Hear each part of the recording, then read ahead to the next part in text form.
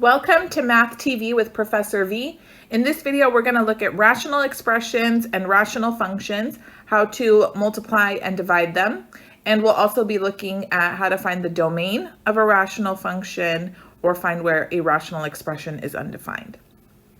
All right, first thing, definition, a rational expression is a ratio of polynomials. Notice the root ratio in the word rational.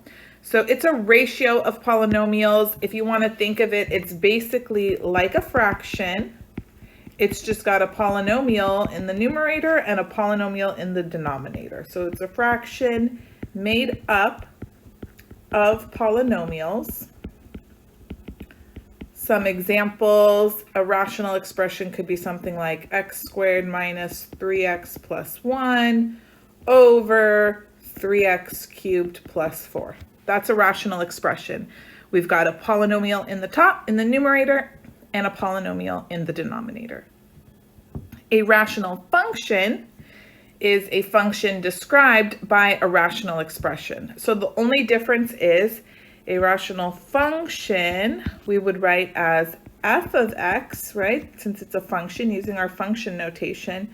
And then I would have that function equal to some sort of rational expression, okay? So expression right here all by itself, function has f of x equals the rational expression. All right, so far so good? Lovely. Now, a rational expression is undefined when the denominator is 0. And remember, we are not allowed to divide by 0. So if the denominator of a rational expression is 0, it's undefined. This also implied that the domain of a rational function must exclude the values for which the denominator is 0. So essentially, you're always going to be interested in figuring out when the denominator is 0. If you're only talking about a rational expression, then you find where it's undefined. If you're talking about a rational function, then you list the domain by specifying what the restrictions are. I'll show you exactly what I'm talking about. So first example says, find the values for which the rational expression x plus 1 over 3x minus 4 is undefined. Undefined. So remember, we are interested in particularly what values would make the denominator 0, since that's where our rational expression would be undefined. I'm not interested in looking at the numerator. When I'm finding where a rational expression is undefined, I just got to focus on what is going on downstairs right here. So to figure out what would make 3x minus 4 equal 0, you can maybe just look at it and tell. Some of you are pretty quick like that. If you can't tell just by looking, then you're going to set it equal to 0, right? This is what we don't want to happen, and then solve for x. So we would add 4 to both sides. That gives us 3x is equal to 4. So if x is 4/3, then the denominator is 0. So that tells me this rational expression is undefined at x equals 4/3. All right. Now, phrasing the question a little differently, we're asked to find the domain of a function, a rational function in this case. F of x equals 2x minus 5 over x squared minus 5x plus 4. So again, just focus straight on the denominator when you're finding the domain for a rational function. And what I don't want is for x squared minus 5x plus 4 to equal 0. So let's see what the problem child values of x would be, right? This is what we don't want to happen. Can I solve for x and see what values of x are going to be problematic for us? Well, we can factor this equation. It's going to factor into x minus 4 times x minus 1 equals 0. and our solutions are x equals 1 and 4. But remember, these x values are actually restrictions to our domain. This is what we do not want x to equal because it would make the function undefined. So now when we list our domain, easiest way to do it is using set builder notation, and you would say our domain is the set of all x values such that x does not equal 1 or 4. And when you write out your domain in this way, it's implied that all other values that x could take on in the real number system are good to go. You just have to list the ones that are no-nos, the restrictions, the ones that would make it undefined. Good? Now we're going to look at how to simplify, multiply, and divide rational expressions and functions. And it's always helpful to go back to our basic rules for arithmetic and dealing with rational numbers to come up with our rules for how to work with rational expressions. So remember that when you're simplifying a fraction, when you're reducing it to lowest terms, the best way to do it is you factor the numerator, factor the denominator, and you cancel out or remove factors that are equal to 1. So here's just a general example. If you have a times c over b times c, you can rewrite that rational expression as a divided by b, grouping these two terms together, times, and then you separate out c over c here, which is just 1, which is why it cancels, or you can remove it from the expression. Like for example, let me give you something we can kind of play around with. Say you had 24 over 30, right? So the best way to simplify or reduce this is remove any common factors that they have. So I noticed 6 goes into both 24 and 30.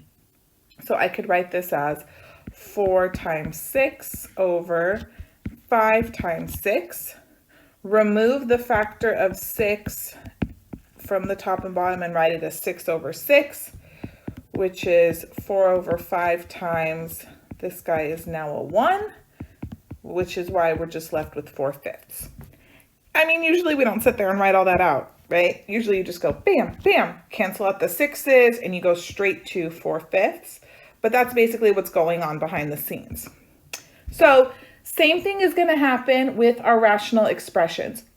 The important thing though is that you have to wait until everything is factored before you can cancel.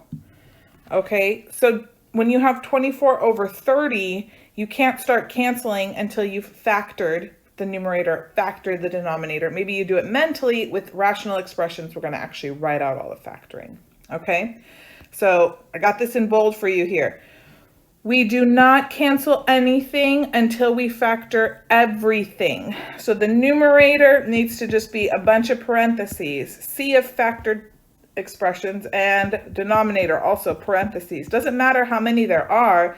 It's just no canceling happens when you're in this land right here.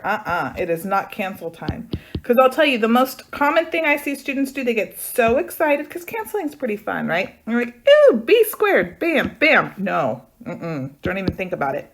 That's illegal math maneuver. The math police are going to come after you real quick.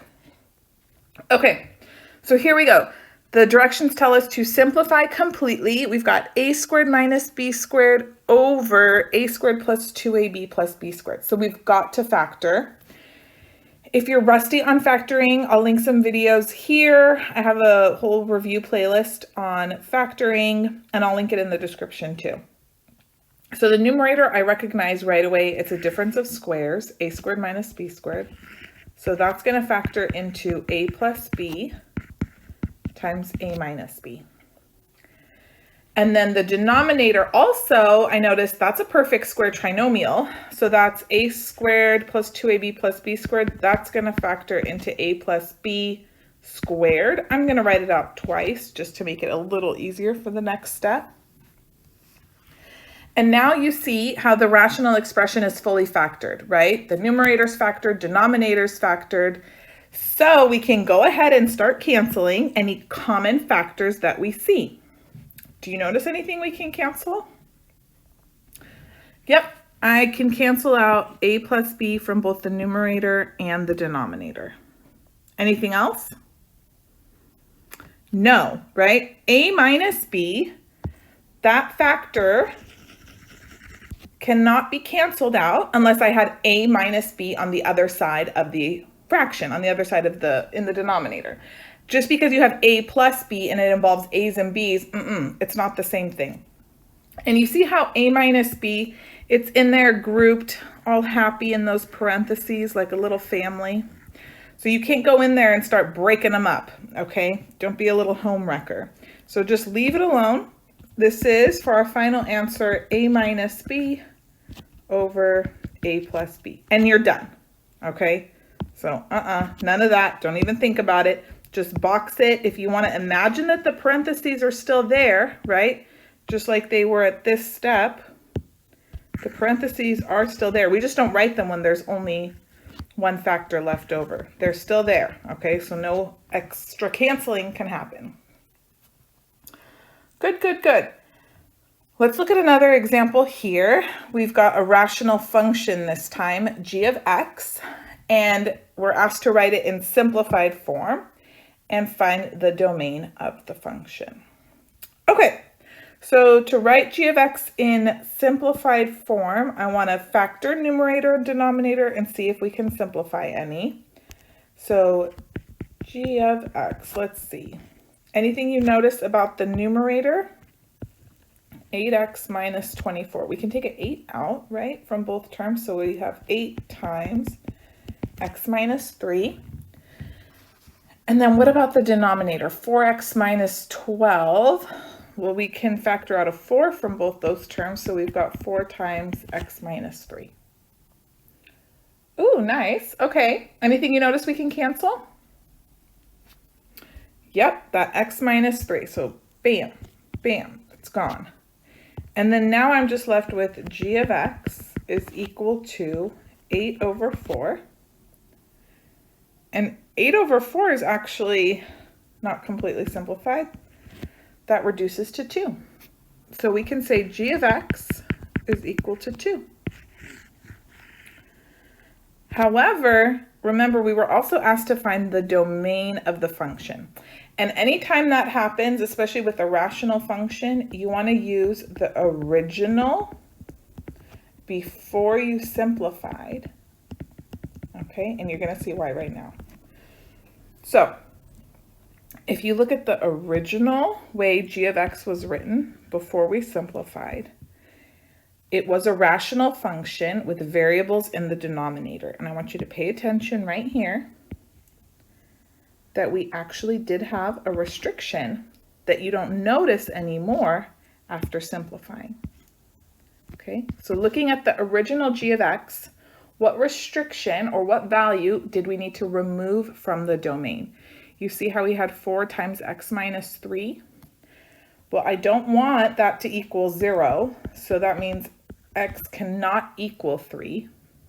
So the domain for g of x would be all x's such that x cannot equal 3.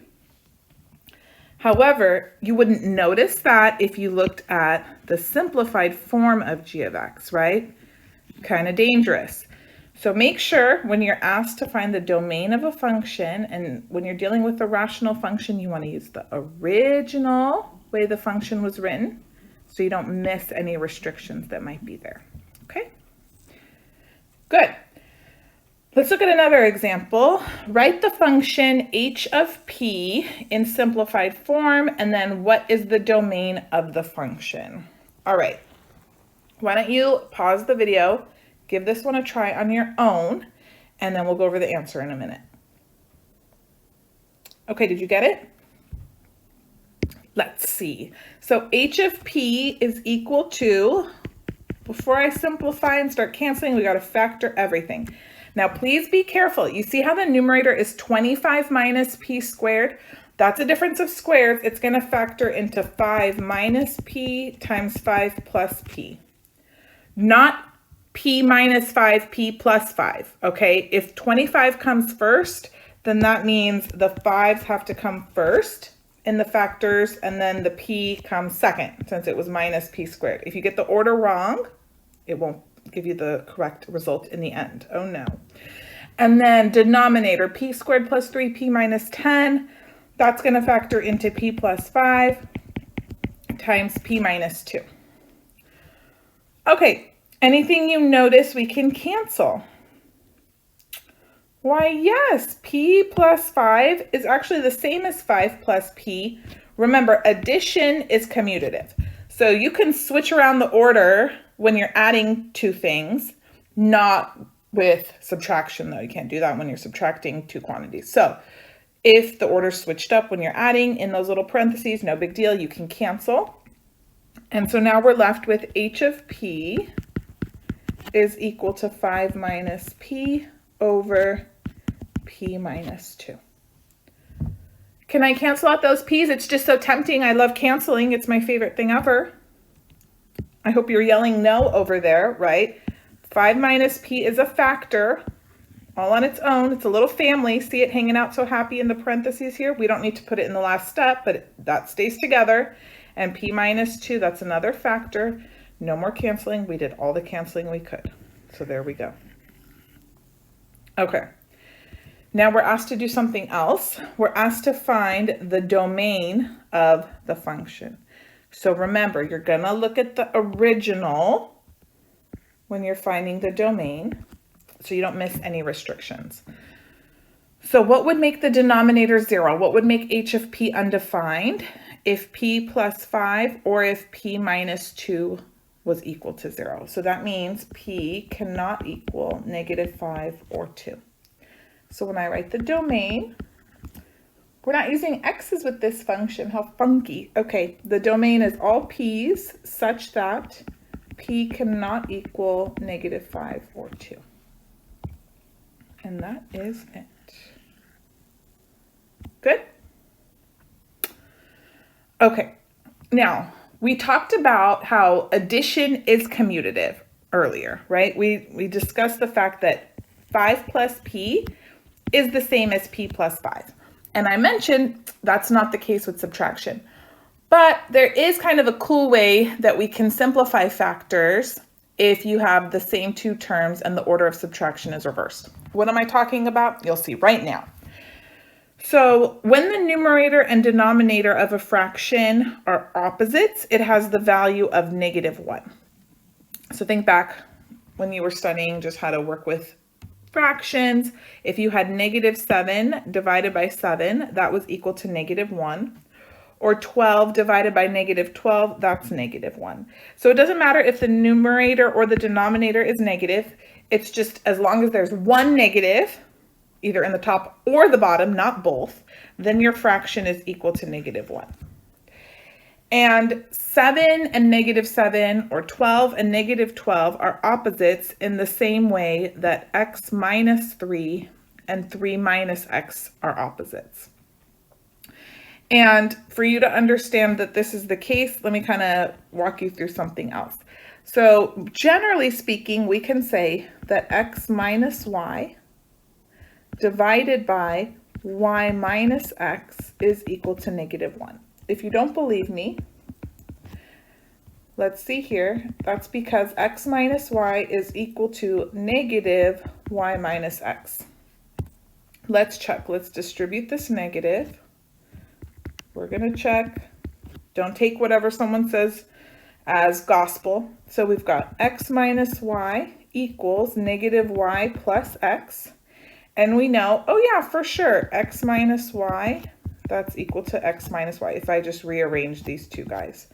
Okay, so now that we've established that x minus y is equal to negative y minus x, if I divide both sides by y minus x, notice here, this will cancel. I still have that negative left over.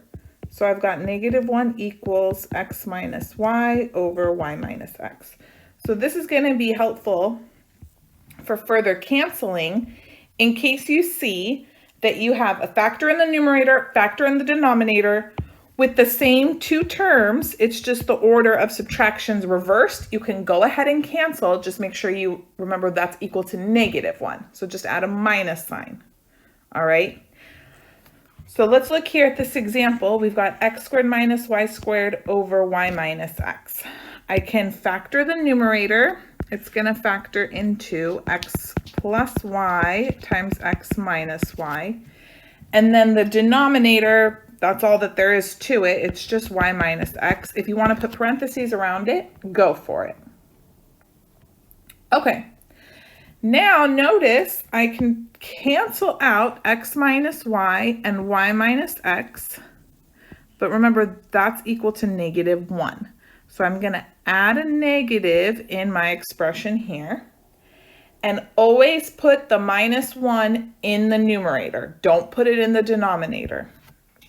So now we're going to be left with negative x plus y, which you could leave like that or distribute if you want, negative x minus y. All right, very good. Now we're going to look at multiplication. So how do we multiply rational expressions? Let's just look back to our rules of arithmetic when we were multiplying fractions. So say you had something like 27 over 10 times 25 over 6. Bad idea is you sit there and multiply everything out. 27 times 25, 10 times 6. Instead, better way is to factor everything completely. So I'm going to go to the prime factorization.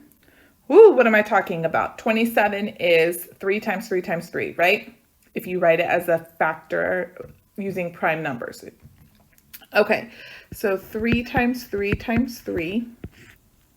And then 10 is 2 times 5. 25 is 5 times 5. And 6 is 2 times 3. And then when you simplify, you cancel out any common factors. So you don't have to stay within each fraction to cancel. If you see, say, a 3 in the numerator here and the denominator on the other fraction, that's totally cool. Cancel away. Anything else? Oh yeah, these 5s, right? Okay. So what are we left with? Now we can multiply 3 times 3 times 5. That's 9 times 5, so that's 45.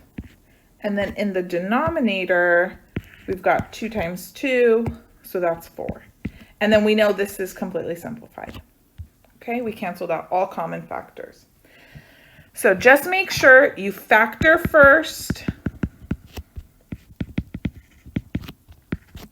then you can cancel, and then you group everything together. So here we go. Multiply, completely simplify. Make sure you don't do this first. I know it's tempting, but you go, I know I'm supposed to factor first, then I cancel, and then I'll do whatever multiplication's left. So let's see here. We've got x squared minus 7x plus 10, so that's going to factor into x plus 5 times x plus 2. Now let's look down here, 3x plus 6. I can take a 3 out, so I have 3 times x plus 2. All right, now let's look at 6x minus 6. What can you factor out of those two guys? Good, just a 6, so I have 6 times x minus 1. And then last, we have x squared minus 2x plus 15. So how's that factor? Good, x plus 5 times x minus 3. Lovely. So now everything is factored. We can go ahead and start canceling out any common factors. It's time to have a cancel party, as I like to call it. So, ooh, look, here's x plus 5 in the numerator, x plus 5 in the denominator. Cancel, cancel. What else? Yeah, x plus 2, that's gone. Love it. Anything else? Yeah, how about the 6 and the 3? So I can cancel out the 3 here. And then if I cancel out a 3 or divide by 3 from the 6, it's going to become a 2. Very nice. So I think that's all we can do. Let's go ahead and write what's left over. So in the numerator, we have 2 times x minus 1. And then in the denominator, all I have now is x minus 3. So I'm not going to leave the parentheses like that in the denominator. I just wanted to remind you that's a factor. And then if you want for your final answer, you can distribute out the 2. So we'll have 2x minus 2 over x minus 3. Very nice. How'd you do? Good. Okay, let's look at another example here. So write the function f of t equals 5t cubed over 2t minus 4 times 3t minus 6 over 10t in simplified form.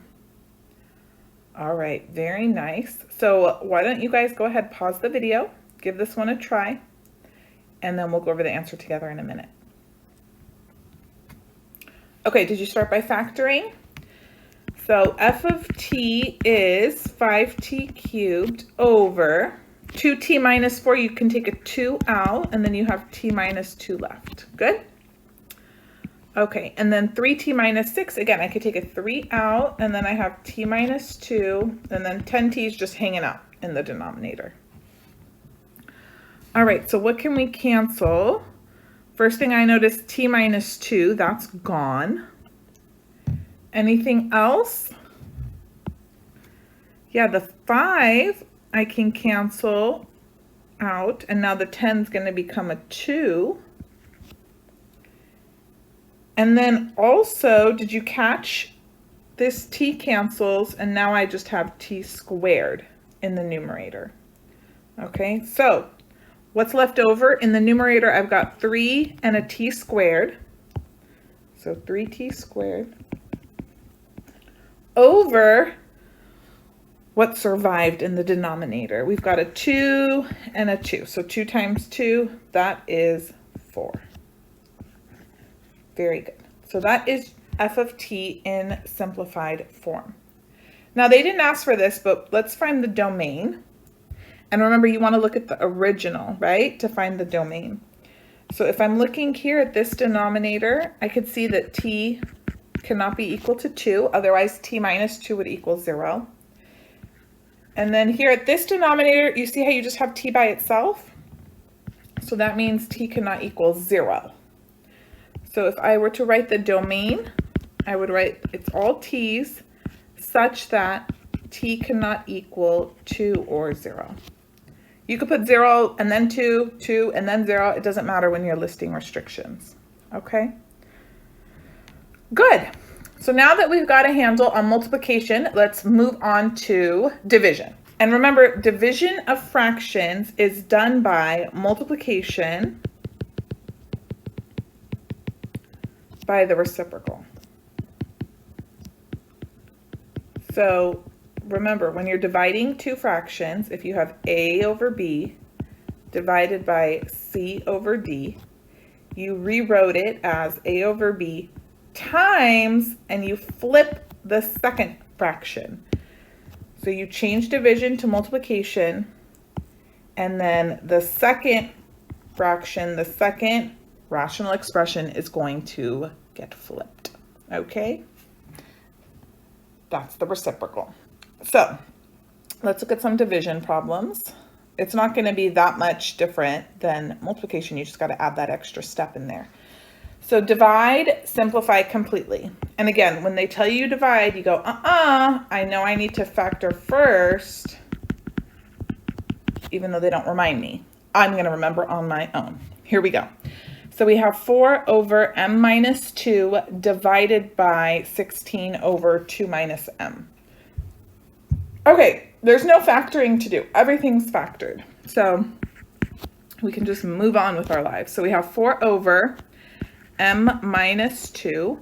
And then I'm going to rewrite this division as multiplication and flip the second expression. Not the first one, the second one.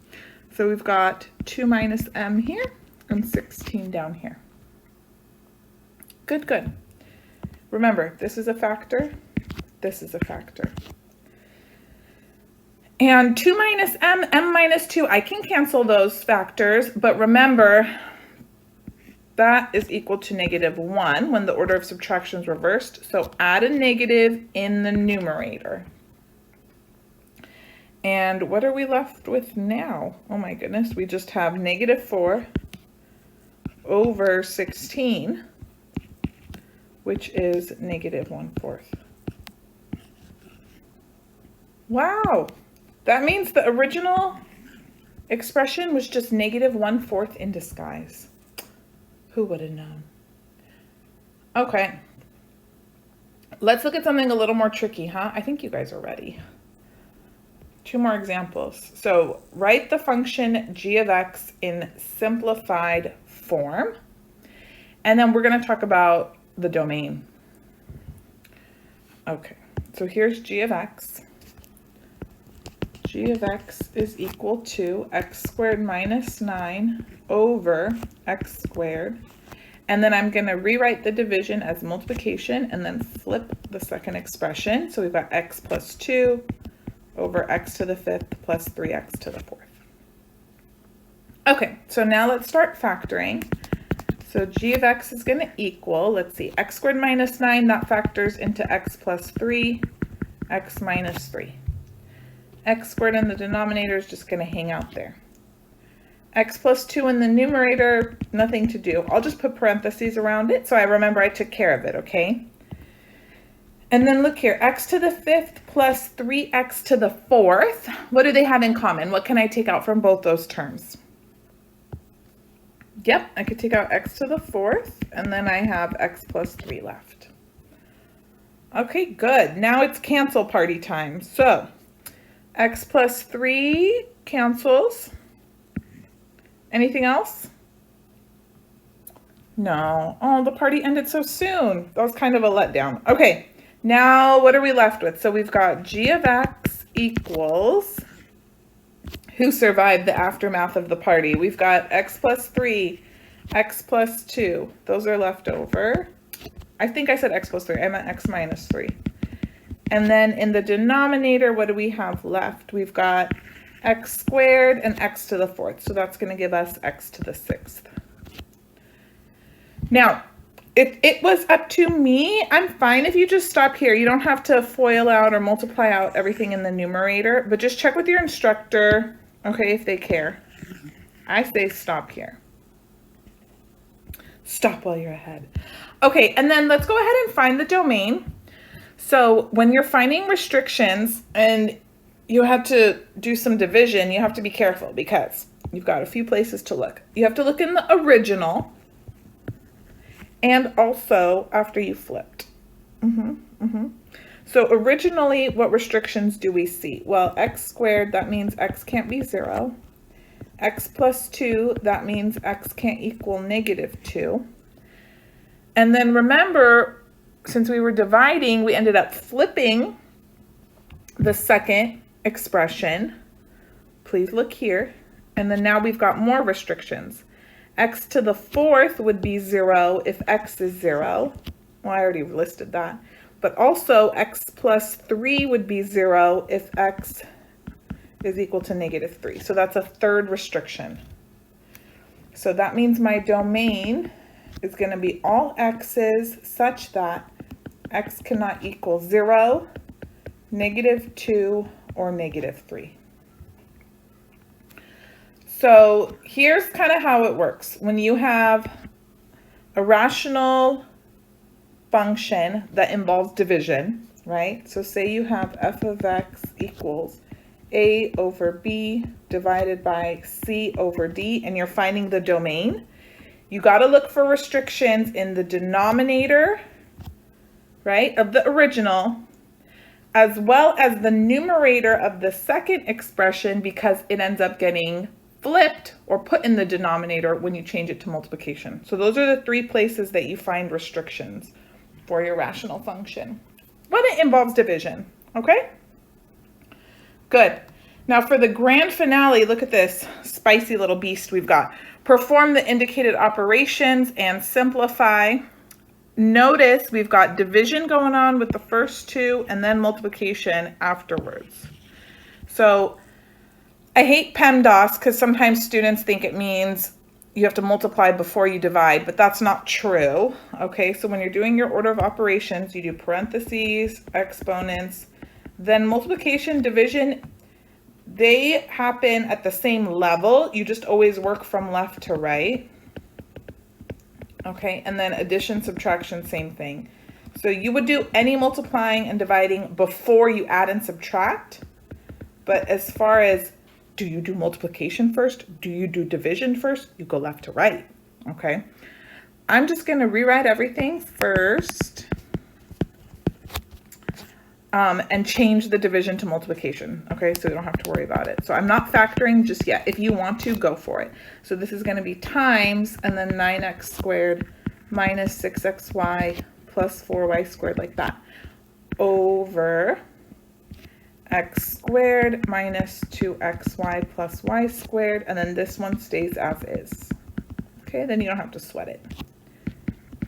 Good, good, good. Now let's go ahead and factor our little hearts out. Okay.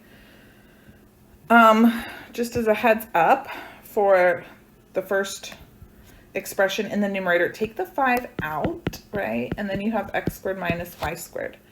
So that should help you get going there. X squared minus y squared, that's a difference of squares. So that's going to factor into x plus y times x minus y. And you still have that 5 hanging out. Minding its business. Waiting for the cancel party. 5 showed up way too early. Okay, now we have 27x cubed plus 8y cubed. That's a sum of cubes. Do you remember how to factor a sum of cubes? No? Okay, I'll link a video here. It's not too like crazy. You just got to remember the pattern. So when you have a sum of cubes, it factors into a plus b times a squared minus ab plus b squared. Okay, and you can use SOAP to remember the signs. This is the same sign as the original. This is the opposite, and the last one's always positive. So in this case, a is equal to 3x and b is equal to 2y, right? Since 27x cubed is a cubed. Okay, so to factor that, then let's see what we've got going on. We've got 3x plus 2y. 3x squared is going to be 9x squared minus ab is 6xy plus b squared is plus 4y squared. And if that's super confusing, then just watch the video on factoring a sum or difference of cubes, because I do break it down a lot more slowly if it's something you've never seen before. Okay, times. Now let's move on to factoring the next expression. Just so you remember, when you factor a sum or difference of cubes, 99% of the time this thing is prime.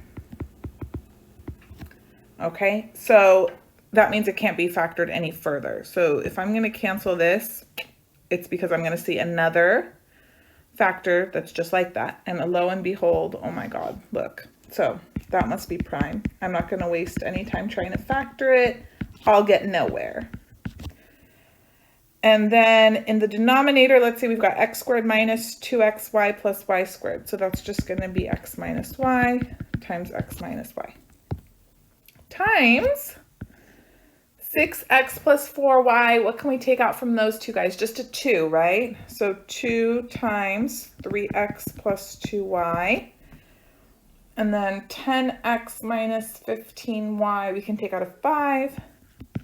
And we've got 2x minus 3y. Okay, cool. Now it's cancel party time. Here we go. This one's satisfying right here. Bam, bam, be gone. What else? We've got x minus y over here and an x minus y over here. We've got a 3x plus 2y here, a 3x plus 2y here. Anything else? Yes, look at this 5 is gone. This 5 is gone. My goodness, it was a massacre. Okay, so let's see who survived. X plus y and 2. Oh. And then in the denominator, we've got x minus y and 2x minus 3y. Oh, all right, so here we go. In the numerator, we've got 2 times x plus y over, make this a little longer, x minus y times 2x minus 3y. You can leave it like that. Maybe your instructor's going to want you to multiply out the numerator, whatever. I would say there's no situation where you're going to want the denominator multiplied out.